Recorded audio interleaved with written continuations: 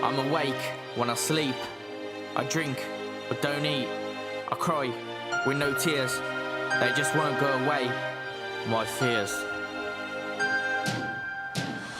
I wake up and I think to myself, will my health get better? Then I close my eyes and I start again. I sit alone with my thoughts in a pen, try dream. With my eyes wide open, tell the world who I am. I'm a broken man, I'm a broken man. I have a problem with this idea that mental health only affects a select few in this country, so it's not an issue that needs to be looked at. Anyone who would look at statistics would realise that it is a massive issue in this country. More people deal with mental health issues than they know, and because of this stigma, they won't come out and talk about it. They won't be honest about themselves. They won't discuss it. They won't speak to their friends and family.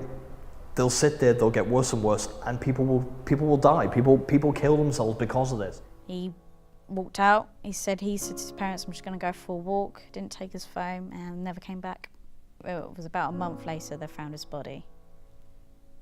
I felt so guilty because he was messaging me the month before through Facebook, and I must have was busy and got sidetracked.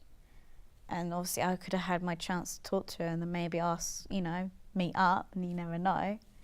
I'm more annoyed with myself, guilty. I should have replied to him, I had my chance, but now I'm too late.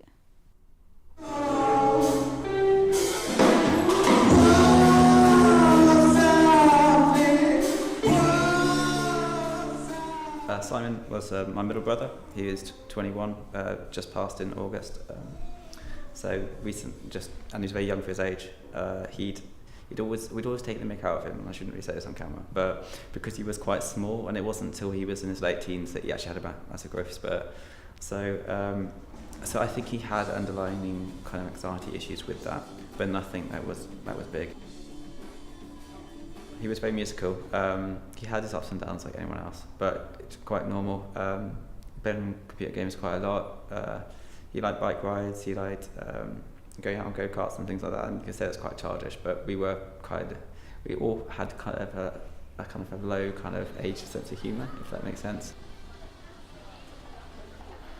So I'd spent the week before talking to him about things, and all he talked about was how messy the house was, how little my youngest brother did in the house, and how lazy it was, and all the games that he'd play, and all the kind of rubbish food he was eating and leaving everywhere. So it was kind of like he was trying to tell me something, but he wouldn't open up about it, and he felt it was his own problem. So it was the morning of the 21st September 2011. It was about 6:30. I got a call from my little brother saying, "Oh, Simon's died. Simon's hung himself." And it wasn't for like a minute that I actually registered what he was saying, because those words didn't make sense in my head. I couldn't actually relate them to any reality that I'd actually thought about. I literally got there, and there was 2 ambulances, a police car blocking the road. My brother had been cut down. He'd put two rounds around his neck and hung himself outside in our property. He'd also overdosed on paracetamol to make sure he'd done the job. So very kind of last minute. He'd done it during the night, and he'd done it so he wouldn't disturb anyone else. And it's just the worst day ever. Reality hadn't hit. It was just like, what's happening? And then seeing the ambulance drive off with my brother in the back was very strange as well. So, and to be honest, even to this day, the reality hasn't really hit in. It's happened, but it's almost like he's going to be somewhere, and this is part of denial. Happy birthday to you.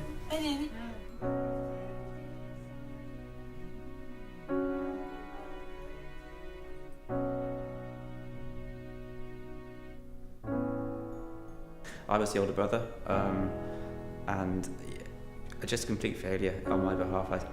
That's how I view it, because he's a little one and he's under my care, and I kind of failed him. And it's just like to take your life and to kind of have that lost potential is kind of the worst thing that you mourn for. You see what a person they could be, and they can no longer be that because they've decided through someone else's kind of opinions that they're not worth that chance. I could drop off the face of the planet right now and people will get over it, it won't be a problem. And I do still feel like that occasionally, but now I do know that there are people that care about me, so even if I struggle with caring about myself, I need to be there for them. I didn't feel the need to take my life, but I just felt like I didn't know what else to sort of do to try and get a feel, because the only time I felt something was obviously when I self-harmed. But I wasn't at that point where I thought my life is not that bad, people have it much worse than me, I shouldn't be feeling the need to take my life over something like this. But things did escalate to that point. And it's like, who would have thought one voice could be so powerful and change, you know, so many people's lives? As far as I was concerned, I was doing it to get my own kind of thoughts out there, to stop myself feeling down.